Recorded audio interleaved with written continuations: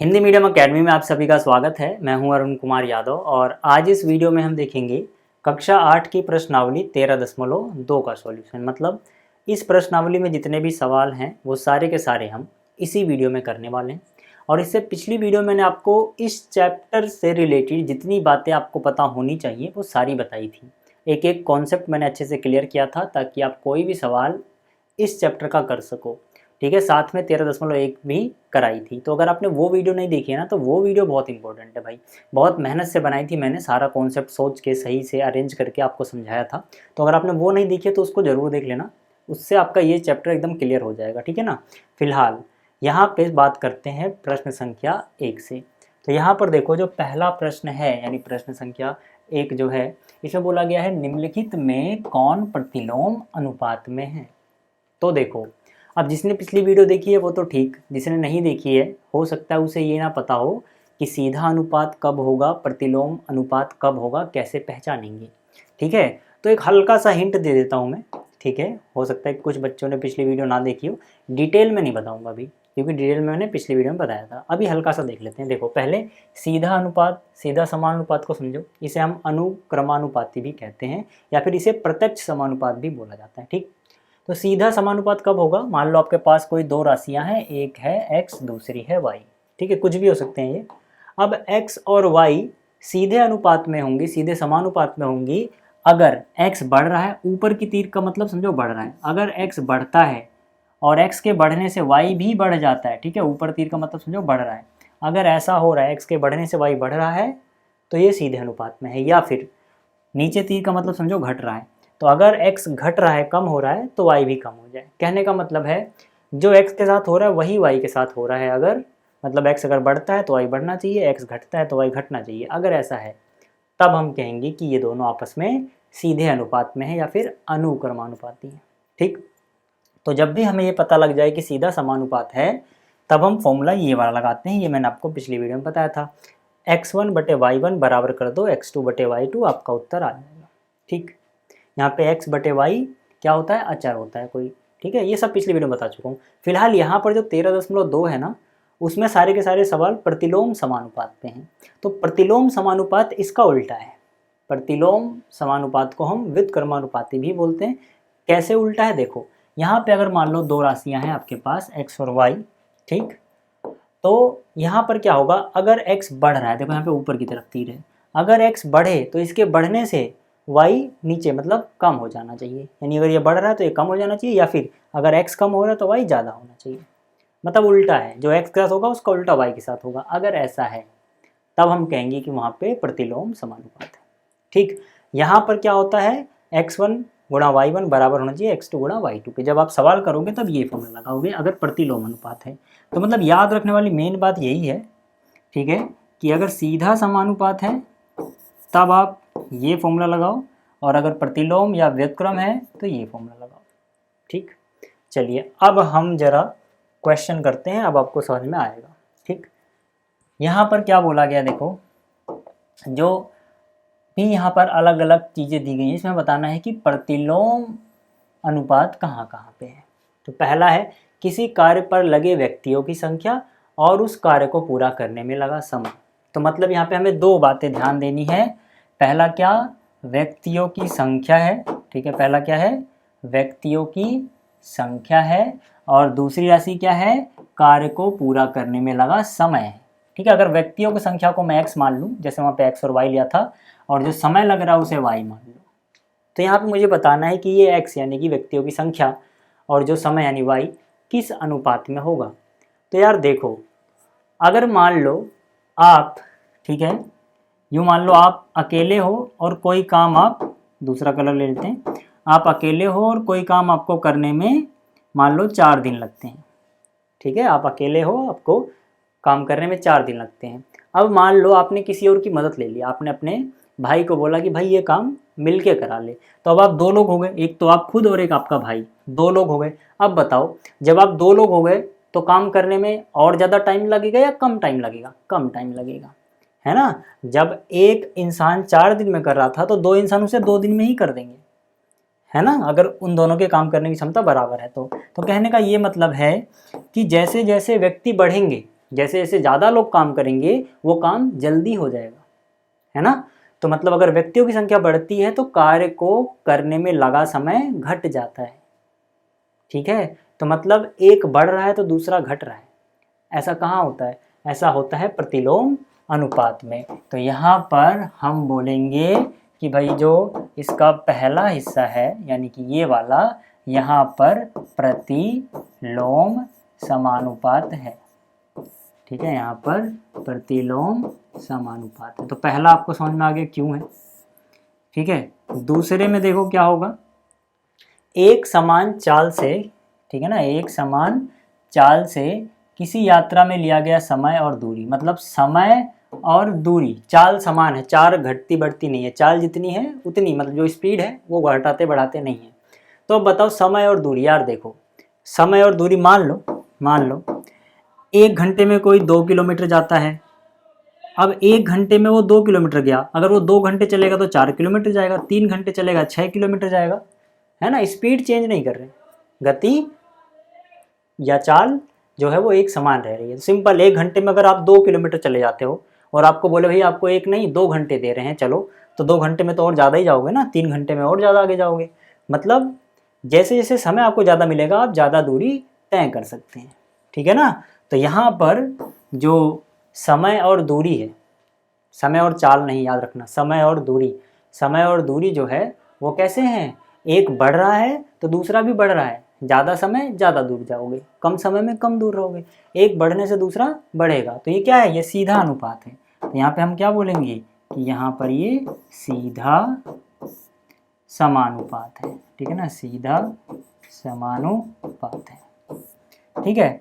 ऐसे ही आगे आ जाओ, तीसरे में क्या होगा, खेती की गई भूमि का क्षेत्रफल और काटी गई फसल। तो सिंपल सी बात है यार, जितना ज़्यादा क्षेत्रफल में आप फसल बोओगे उतनी ही ज़्यादा तो फसल होगी, है ना।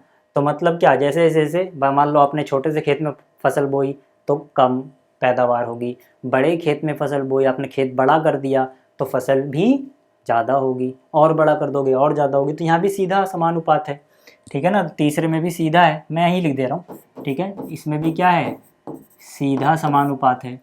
अगले में क्या है, एक निश्चित यात्रा में लिया गया समय और चाल। अब यहाँ पे समय और चाल की बात की जा रही है, जैसे वहाँ पे समय और दूरी थी, लेकिन यहाँ पे समय और चाल है। अब इसको समझो, यहाँ पे कौन सा होगा, यहाँ पे प्रतिलोम अनुपात होगा। कैसे भाई, देखो दूरी यहाँ पर फिक्स है, निश्चित यात्रा है, ठीक है।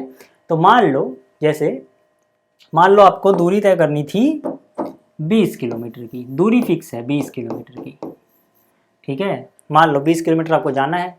अगर आप धीरे धीरे चलोगे, अगर आप धीरे धीरे चलोगे तो देर में पहुंचोगे, टाइम ज़्यादा लगेगा, है ना। अगर आप धीरे धीरे चलते हो तो आप देर में पहुंचते हो, लेकिन अगर आप दौड़ के जल्दी से भाग के जाओगे, मतलब चाल अपनी बढ़ा दोगे, चाल अगर बढ़ गई तो जल्दी पहुंच जाओगे, यानी चाल बढ़ने से टाइम कम हो जाएगा। तो यानी कि एक बढ़ रहा है दूसरा कम हो जा रहा है। तो क्या है यहाँ पर भी प्रतिलोम अनुपात है, ठीक है। यहाँ पर क्या है, प्रतिलोम, क्योंकि एक के बढ़ने से दूसरा कम हो रहा है, ठीक है। अगला क्या है, किसी देश की जनसंख्या और प्रति व्यक्ति भूमि का क्षेत्रफल। तो यहाँ भी क्या है, यहाँ भी प्रतिलोम अनुपात है। कैसे भाई, ज़्यादा लोग होंगे तो प्रति व्यक्ति के हिस्से में कम कम जमीन आएगी ना, सिंपली बात समझ सकते हो यार। जमीन तो, क्षेत्रफल तो बढ़ेगा नहीं, क्षेत्रफल मान लो उतना ही है। अब लोग ज़्यादा होते जा रहे हैं, जब लोग ज़्यादा होंगे तो हर एक के हिस्से में आने वाली ज़मीन क्या होगी, कम कम आएगी, ठीक है। अब इसको अपने परिवार से भी समझ सकते हो, ठीक है ना। मान लो आपके 4 भाई होंगे, तब जितनी भी ज़मीन है उसके 4 टुकड़े होंगे, लेकिन अगर आप मान लो 5 भाई हो तो 5 टुकड़े होंगे, तो छोटा हो जाएगा ना टुकड़ा, कम कम ज़मीन आएगी, ऐसे ही समझ सकते हो आप इसको। तो ये हो गया पहला। चलो ये तो बेसिक अंडरस्टैंडिंग के लिए था कि कौन सा अनुपात है कौन सा नहीं है। अब यहाँ पे मेन सवाल है, देखो ठीक, जो ये दूसरा प्रश्न है इसमें बोला गया है, एक टेलीविज़न गेम शो में 1 लाख की पुरस्कार राशि विजेताओं में समान रूप से वितरित की जानी है। निम्नलिखित सारणी को पूरा कीजिए तथा क्या एक व्यक्ति विजेता को दी जाने वाले पुरस्कार की धनराशि विजेताओं की संख्या के अनुक्रमानुपाती है या व्युत्क्रमानुपाती है। देखो भाई, जो पैसे बांटने हैं वो 1 लाख है, ठीक है। चाहे जितने लोग आ जाएं उसी 1 लाख में से टुकड़े होंगे, ठीक। तो मतलब अगर एक बंदा रहेगा ठीक है ना। यहाँ पे है विजेताओं की संख्या और यहाँ पे है प्रत्येक विजेता को कितना कितना पैसा मिला। सिंपल सी बात सोचो, अगर एक ही बंदा है तो 1 लाख रुपए है आपके पास, उसको ही पकड़ा दोगे, ले भाई 1 लाख ले जा, तो उसको 1 लाख मिल गए। लेकिन अगर 2 लोग होंगे, 2 विजेता होंगे, तब आपके पास पैसे 1 लाख ही हैं, आप 2 लाख लेने नहीं जाओगे, पैसे 1 लाख ही हैं। ठीक है, तो जो 1 लाख रुपए हैं अब वो 2 लोगों में बांटने हैं, तो 50-50 हज़ार आएंगे ना। तो लोग यहाँ ज़्यादा हो गए, पहले एक था अब 2 हो गए, लेकिन प्रत्येक के हिस्से में आने वाला जो रुपया है वो कम हो गया। पहले अगर एक ही बंदा था तो उसे 1 लाख मिल रहे थे, अब 2 हो गए तो 50 हज़ार मिल रहे हैं। अब क्या हो रहा है, यहाँ पर ये ज़्यादा हो रहा है लेकिन ये कम हो जा रहा है। तो मतलब अगर मैं इसको x बोल रहा हूँ और इसको y बोल रहा हूँ, तो x देखो 1 से 2 हुआ, मतलब x ज़्यादा हुआ, y 1 लाख से 50 हज़ार हो गया, y कम हो गया। तो x अगर बढ़ रहा है तो y कम हो जा रहा है। कौन सा अनुपात है, प्रतिलोम। तो यहाँ पे हम बोलेंगे दोनों राशियाँ, ठीक है, दोनों राशियाँ, या फिर आप पूरा लिख सकते हैं विजेताओं की संख्या ढिंका फलाना। ठीक है, तो यहाँ पे हम लिखेंगे, चलो सर, दोनों प्रतिलोम समानुपात में। पहली बात तो आपको समझ में आ गई कि प्रतिलोम समानुपात क्यों हुआ। ठीक, ये पहली बात हुई। दूसरे में क्या बोला गया है कि भैया ये सारणी भी पूरी करनी है। सारणी कैसे पूरी करेंगे, देखो, इसको मैंने x बोला, इसको y बोला, तो ये y के आगे वाला y1 y2, मान लो ये y3 हो गया, ये y4 हो गया, ये y5 हो गया, ये y6 हो गया, ये y7 हो गया, ये 1 2 3 4 6 7 ऐसे नाम के लिए। ठीक है, चलो, अब प्रतिलोम समानुपात में है। मैंने आपको क्या बताया था अभी थोड़ी देर पहले, मैंने कहा कि अगर ये प्रतिलोम समानुपात में है तो हम फॉर्मूला लगाएंगे ये वाला, प्रतिलोम समानुपात में x1 y1 बराबर x2 y2, ये फॉर्मूला लगेगा। ठीक है, तो चलो लगाते हैं। ठीक है, तो फॉर्मूला क्या लग जाएगा, x1 y1 बराबर x2 y2। ठीक है, देखो 2 वाला में पता है, तो ये 3 है तो इसको 3 बोल देते हैं, कोई फर्क नहीं पड़ता, 2 बोलो 3 बोलो, बस इतना याद रखना है, एक्स वाई इधर वाला, एक्स वाई इधर वाला आपस में गुणा करके बराबर आना चाहिए। ठीक है, तो x1 कितना 1, और ये हो गया 1 लाख। ठीक है ना, 1 गुणा 1 लाख बराबर आएगा 4 गुणा में जो भी है ये। ठीक है ना, अभी हमें नहीं पता कितना है, y3 मान रखा है, तो यहाँ से अगर y3 का मान निकालोगे 4 आ जाएगा नीचे, यानी कि 1 गुणा में 1 लाख, ये 4 y के साथ चिपका हुआ मतलब गुणा में, तो नीचे आएगा। ठीक है, अब इसके आगे मैं यहाँ लिख रहा हूँ, देखो ये y3 को मैं लेफ्ट में लिख दे रहा हूँ और जो इसका उत्तर आएगा वो मैं उस तरफ राइट में लिख रहा हूँ।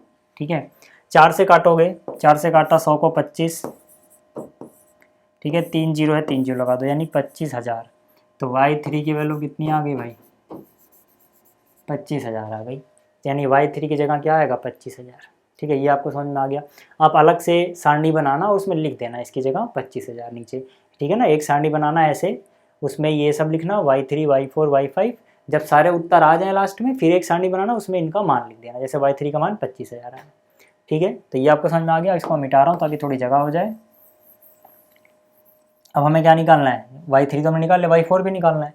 तो मैंने क्या बोला कि भाई जैसे हमें पता लग रहा है कि ये प्रतिलोम समानुपात है, तो बस इतना करना है कि ये x गुणा y, जिसमें दोनों पता है ये, और जो भी निकालना है वो वाला जोड़ा बराबर उसके। ठीक है ना, मतलब एक तरफ ये गुणा ये, एक तरफ ये गुणा ये, किसी को भी लेफ्ट में किसी को भी राइट में लिख सकते हो। जैसे मैं चाहूँ तो इसको पहले लिख लूँ, यानी कि 5 गुणा में y4 बराबर 1 गुणा में 1 लाख।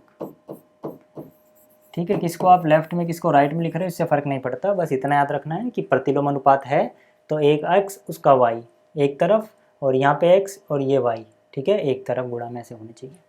तो यहाँ से y4 का मान कितना आ जाएगा, 5 जाएगा भाग में, तो 1 गुणा में 1 लाख, 5 आया यहाँ पे डिवाइड भाग में, कितना हो जाएगा 20,000। ठीक है, 1 लाख को 5 से डिवाइड करोगे कितना हो जाएगा 20,000, भाग करके देख लो चाहे, 5 दूनी 10, फिर 1 जीरो, ये रहा 3 जीरो, ये रहे 20,000 गुणा 1 20,000। ठीक है, 20,000, और ये राशि रुपए में याद रखना, 20,000 रुपये। ठीक है, इस तरह से y5 निकाल सकते हैं। ठीक है, इसी तरह से y5 निकाल सकते हैं। ठीक है, y5 निकाल लेते हैं। देखो फिर से 8 गुणा में y5, यानी कि इसके x के सामने वाला ये और ये बराबर होना चाहिए 1 गुणा में 1 लाख। ठीक, तो यानी कि y5 का मान कितना, 1 गुणा में 1 लाख बटे में कौन जाएगा 8। ये 8 कहाँ जाएगा भाई, नीचे जाएगा ना। तो 4 से काटोगे 4 दूनी 8 और इसको काटोगे 4 से तो 4 दूनी 8, 2 जीरो यानी 4 पंजे 20 और 3 जीरो। तो y5 का मान कितना आ गया। ठीक है, इसको दोबारा 2 से काट सकते हो, 2 एकम 2, 2 एकम 2, 2 दूनी 4 और 2 पंजे 10, 2 जीरो यानी कि 12,500 ये आ गया। ठीक है भाई, 12,500। तो ये भी हो गया। इसी तरह से y6 y7 आप खुद निकाल लेना, आसान है, निकल जाएंगे। ठीक है, तो ये था इसका प्रश्न 2। अब बात करते हैं प्रश्न संख्या 3। अब देखो, जिसका तीसरा प्रश्न है इसमें बोला गया है रहमान तीलियों या डंडियों का प्रयोग करते हुए एक पहिया बना रहा है। वह समान तीलियां इस प्रकार लगाना चाहता है कि किन्हीं भी क्रमागत तीलियों के युग्मों के बीच का कोण बराबर रहे। कहने का मतलब है जो पहिया है इसके बीच में तीलियां लगी हुई हैं, लेकिन तीलियां इस तरह से लगानी है इस पहिए में कि दो लगातार आने वाली क्रमागत, जैसे एक तीली है दूसरी है, इनके बीच का जो कोण हो वही यहाँ पर जो है उसके बीच का कोण हो वही ये कोण हो। ये कोण बदलने नहीं चाहिए। ठीक है ना। ऐसे ही अगर तीली आप ज़्यादा भी कर दोगे तो ये सारे कोण आपस में बराबर होने चाहिए, और ज़्यादा करोगे तब भी यही कंडीशन है। ठीक है, ये कंडीशन है। ठीक, अब इसके बाद बोला गया निम्नलिखित सारणी को पूरा करने में सहायता करो। ये सहायता करनी है पूरा करने में, उसके बाद ये 3 प्रश्नों का जवाब देना है। तो देखो अभी प्रश्न क्या पूछे गए हैं वो सब छोड़ो, इस सारणी को भी छोड़ो। सबसे पहले आप खुद दिमाग लगाओ कि जो तीलियों की संख्या है और जो उनके बीच का कोण है, दो लगातार तीलियों के बीच का जो कोण है, ये किस अनुपात में है। पहले पार्ट में पूछा भी यही गया है, ठीक है ना, किस अनुपात में है। तो आपको नजर आएगा कि यहाँ पर प्रतिलोम अनुपात है। प्रतिलोम अनुपात कैसे पता लग रहा है, देखो जब तीलियां कम थी तो इनके बीच का एंगल बड़ा बड़ा है, जब तीलियां ज़्यादा हुई एंगल छोटा हो गया, और ज़्यादा हुई और छोटा हो गया। यानी तीलियों की संख्या बढ़ रही है लेकिन कोण या एंगल कम होता जा रहा है। अब इस सारणी से भी देख सकते हो, जब तीलियों की संख्या 4 थी तो कोण 90 बन रहा था, दो लगातार आने वाले तीलियों के बीच में। ठीक, लेकिन जब 4 से ज़्यादा कर दी गई 6 तो कोण कम हो गया 60। तीलियां ज़्यादा कर रहे हैं, कोण कम हो जा रहा है, एक ज़्यादा दूसरा कम, कौन सा अनुपात होगा, प्रतिलोम अनुपात। ठीक है ना। आप देखो अब ये जो प्रश्न पूछा गया मैंने इसको पीछे उतार लिया क्योंकि यहाँ जगह भर गई है पूरी, तो ये देखो ये उतार लिया। ठीक, तो जो पहला पार्ट है वो यही पूछा गया कि क्या तीलियों की संख्या और क्रमागत तीलियों के बीच में जो कोण वगैरह बन रहा है उसमें प्रतिलोम समानुपात है। हम बोलेंगे हाँ, हम बोलेंगे हाँ, प्रतिलोम समानुपात है। अब ये दोनों प्रश्न बाद में देखेंगे, ठीक है ना। अभी इन दोनों पार्ट को छोड़ रहा हूँ मैं, पहले सारणी पूरा करने में सहायता करनी, पहले सारणी पूरी करते हैं। ठीक, चलो अब क्या है कि तीलियों की संख्या को मैंने x बोल दिया और क्रमागत तीलियों के बीच में जो कोण है उसे y बोल दिया। तो x1 x2 x3 x4 x5 ये मानना है आपको अपने दिमाग में, और ये y1 y2 तो ये y3 हो गया, ये y4 हो गया और ये y5 हो गया, इनको नाम दे दिया। तो पहले सारणी पूरा कर लेते हैं, ठीक है ना भाई। तो चलो सारणी पूरी करनी है और यहाँ पे अनुपात है प्रतिलोम। प्रतिलोम अनुपात में क्या होता है भाई, x गुणा वाई इधर से, x गुणा वाई इधर से। यही तो हमने पढ़ा था सर कि अगर प्रतिलोम अनुपात हो तो क्या लगेगा, ये वाला फॉर्मूला लगेगा। ठीक है ना, मतलब एक एक्स वाई का जोड़ा इधर से कहीं से, एक उधर से। चलो अब हम कौन कौन से जोड़ा लेंगे, एक वो जोड़ा लो जिसमें आपको नहीं पता, जैसे यहाँ पे y3 नहीं पता तो एक तो ये वाला लोगे, यानी 8 गुणा में y3, 8 गुणा में y3। दूसरा कौन सा लोगे इसके बराबर जिसमें आपको पता है, जैसे यहाँ पे भी दोनों चीज़ें पता है, चाहे आप ये ले लो, यहाँ भी पता है चाहे आप ये ले लो। चलो 4 गुण 90 कर लेते हैं। तो यहाँ से y3 का मान कितना आ जाएगा, 4 गुणा में 90, ये 8 गया भाग में, 4 एकम 4, 4 दूनी 8, 2 से 90 काटोगे 45, यानी कि y3 का मान आ गया 45 डिग्री। ठीक है, y3 का मान कितना आ गया, 45 डिग्री। ठीक, इतना आपको समझ में आ गया। अब चाहो तो यहाँ लिख भी सकते हो। ठीक है, यहाँ छोटा सा क्या लिखूंगा मैं, y3 जिसका मान कितना आया 45 डिग्री। ठीक है भाई, इसी तरह से y4 भी आप बता सकते हैं। इसको साइड में कर दो यार, थोड़ा छोटा करके यहाँ साइड में कर देते हैं। ठीक, चलो अब यहाँ पे अगला भी बता सकते हैं, है ना। मैंने क्या बोला, प्रतिलोम अनुपात है तो x गुणा y इधर का x गुणा y इधर का बराबर होगा, यानी 10 गुणा y4 बराबर होगा 4 गुणा 90 लिखो, या फिर 6 गुणा में 60 भी लिख सकते हो, आपकी मर्जी है। तो यहाँ से y4 का मान कितना होगा, 4 गुणा में 90 बटे में 10। ठीक है, इसे काटोगे, एक जीरो कट गया तो 9 चौक 36। y4 का मान कितना हो गया, 36 डिग्री। ठीक है, ये हो गया। तो यहाँ से y4, ठीक है, आप चाहो तो यहाँ पे लिख दो कि भाई जो y4 है ये कितने के बराबर आया, 36। इसी तरह से y5 आप खुद निकाल लेना, y5 आपके लिए छोड़ रहा हूँ मैं। ठीक है, तो y5 आप निकाल लेना, इसको मिटा देता हूँ, आपने नोट कर लिया होगा। आप ठीक है, अब इतना हो गया। अब बात करते हैं जरा इन दोनों प्रश्न की, वो आप y5 खुद निकाल लेना। इसकी बात करते हैं 15 तीलियों वाले पहिए में, ठीक है, अगर तीली में मतलब 15 पहिए मतलब 15 तीलियां हो, तब दो तीली के बीच में कितना कोण बनेगा, ये हमें बताना है। तो एक तरीका तो इसका ये है कि आप इसी सारणी को और आगे बढ़ाओ, और यहाँ पे क्या दिया गया है, 15 तीलियां हो। क्या चीज़ है, 15 तीलियां, यानी तीलियों के आगे 15 लिख दो। क्या बताना है, कोण बताना है। तो कोण के आगे नहीं पता तो y6 लिख दो, यानी y6 बताना है। ठीक है ना, लेकिन ये आपको सारणी में दिखाना पड़ेगा कि आपने y6 किसे बोला है, जब 15 तीलियां हैं। नहीं तो जो आपका टीचर चेक कर रहा होगा, अगर आप सारणी में आगे बढ़ा के नहीं लिखोगे तो वो समझ नहीं पाएगा कि आपने y6 किसको बोला है। लेकिन अगर वहाँ लिख रखा है तो वो समझ जाएगा। ठीक है, तो अब एक तरीका क्या हो गया भाई, 15 गुणा में y6। ठीक है, दूसरे की बात कर रहा हूँ मैं ये। ठीक है, 15 गुणा में y6 बराबर 15 गुणा में y6 बराबर कोई भी एक ले लो, 4 गुणा 90।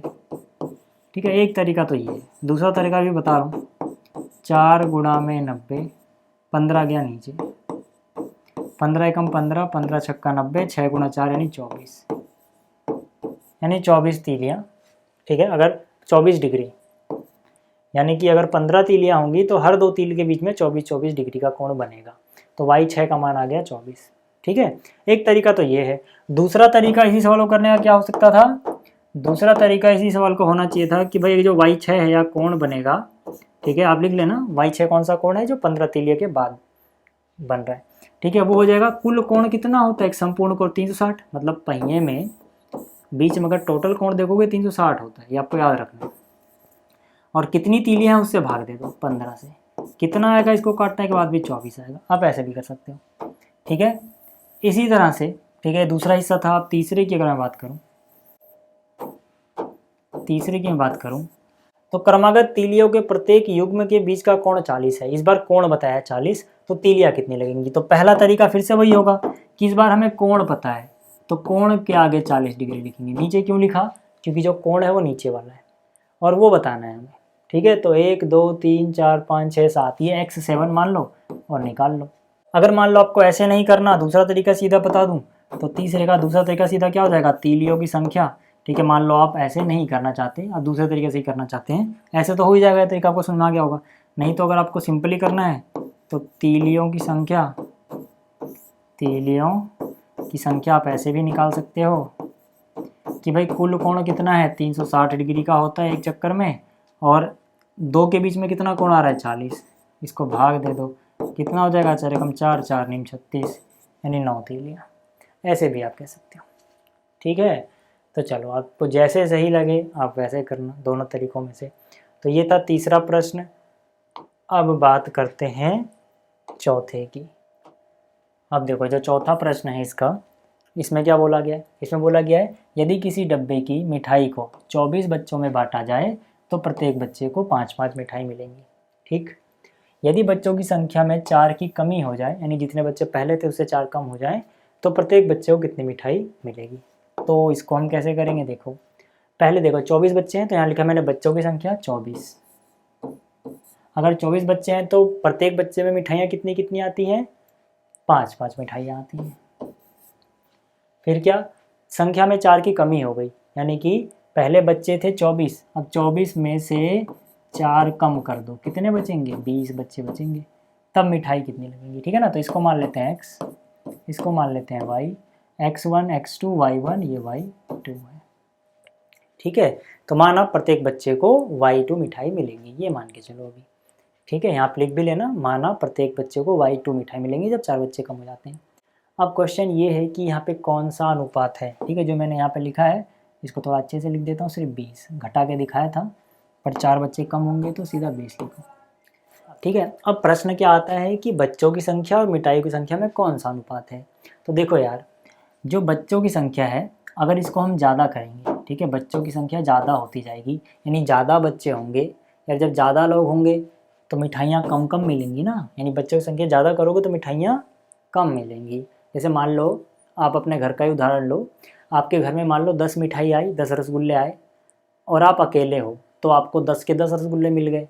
लेकिन अगर आप 2 भाई बहन हो, 2 लोग हैं, तब आपको 5-5 मिलेंगे, है ना, क्योंकि रसगुल्ले तो 10 ही आए हैं ना, 2 लोग हो तो 5-5 मिलेंगे, यानी जितने, और अगर मान लो 10 लोग हो तो 1-1 रसगुल्ला मिलेगा, यानी कि जितनी संख्या बढ़ती जाएगी मिठाइयाँ उतनी कम होती जाएंगी हर एक के हिस्से में। तो मतलब यहाँ एक बढ़ रहा है तो दूसरा घट रहा है, तो हम बोलेंगे ये कौन सा अनुपात है, यहाँ पर प्रतिलोम अनुपात है। तो हम बोलेंगे दोनों राशियों में प्रतिलोम अनुपात है, प्रतिलोम समानुपात है। ठीक है, ये आपको लिखना पड़ेगा। अब जब ये हो गया तो y2 यहाँ टेबल में बना दोगे, y2 टीचर समझ जाएगा हम y2 किसको बोल रहे हैं। चलो, अब प्रतिलोम अनुपात में क्या होता है, x1 गुणा x2 बराबर y1 गुणा y2, यानी कि x1 कितना 24 गुणा में 5 बराबर होगा ये गुणा में ये, यानी कि 20 गुणा में y2। तो y2 का मान निकाल लो यहाँ से, 24 गुणा 5, ये 20 कहाँ जाएगा नीचे, 5 एकम 5, 5 चौक 20, 4 एकम 4, 4 छीक 24, y2 बराबर 6। ठीक है, तो यहाँ पे आपको लिखना पड़ेगा प्रत्येक बच्चे के हिस्से में 6 मिठाई आएंगी जब 4 बच्चे कम हो जाते हैं। ठीक है, ये आपको लिखना पड़ेगा। तो ये था चौथा प्रश्न। पांचवे की बात करते हैं। इसमें बोला गया एक किसान की पशुशाला में 20 पशुओं के लिए 6 दिन का पर्याप्त भोजन है। तो हम एक टेबल बनाएंगे, एक सारणी बनाएंगे जहाँ पे पशुओं की संख्या और यहाँ पे दिनों की संख्या, मतलब कितने दिन के लिए भोजन है। तो यहाँ 20 पशुओं की संख्या के आगे लिखो 20, कितने दिन के लिए भोजन है, 6 दिन के लिए, तो दिनों की संख्या के आगे लिख दो 6।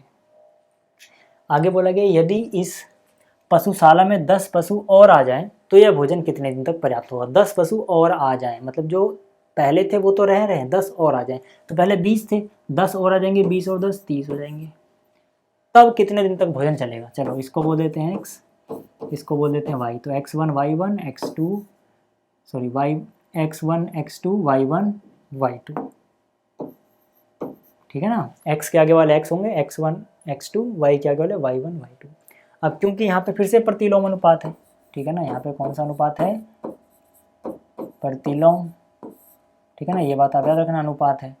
यहाँ अब पूरा लिखना है, यहाँ पर प्रतिलोम अनुपात है, ठीक है। यहाँ पे लिख सकते हो, ठीक है, दोनों के बीच, दोनों राशियों के बीच कौन सा अनुपात है, प्रतिलोम समानुपात है।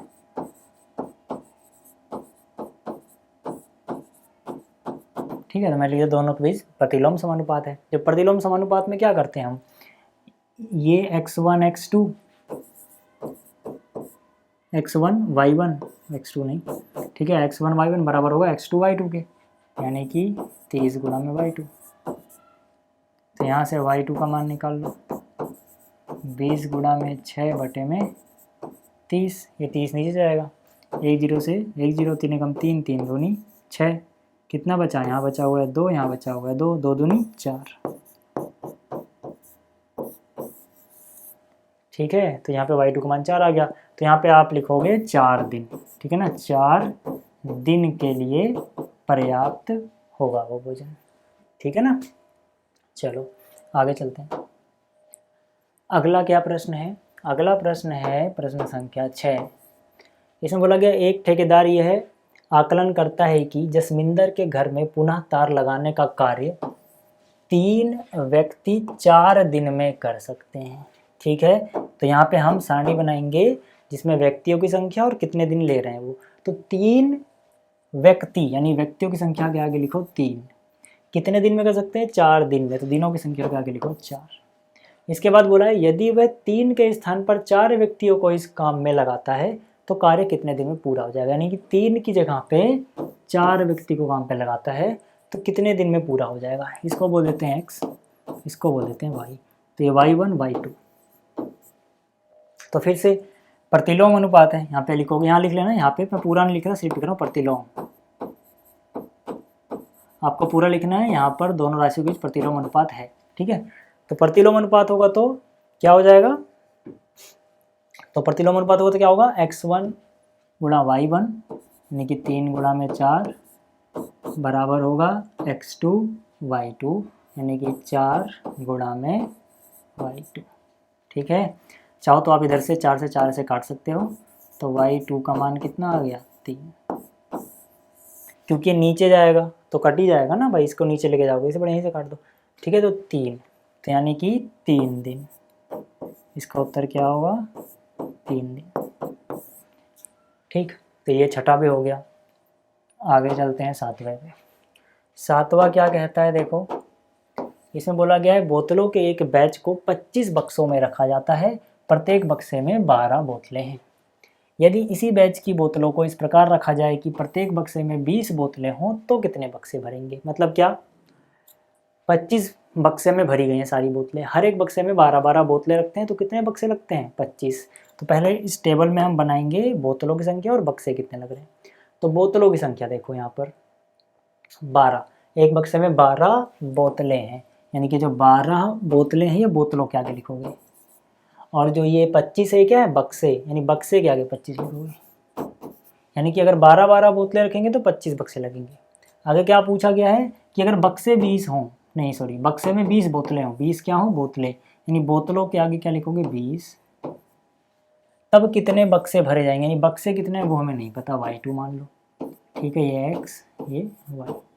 फिर से देखो कि भाई अगर 25 बक्से होंगे तो हर एक बक्से में 12 बोतलें, अगर हर बक्से में 20 बोतल हों तो कितने बक्से लगेंगे ये हमें बताना है, ठीक है। तो यहाँ पर क्या है, फिर से वही x1 गुणा में y1 बराबर x2 गुणा y2।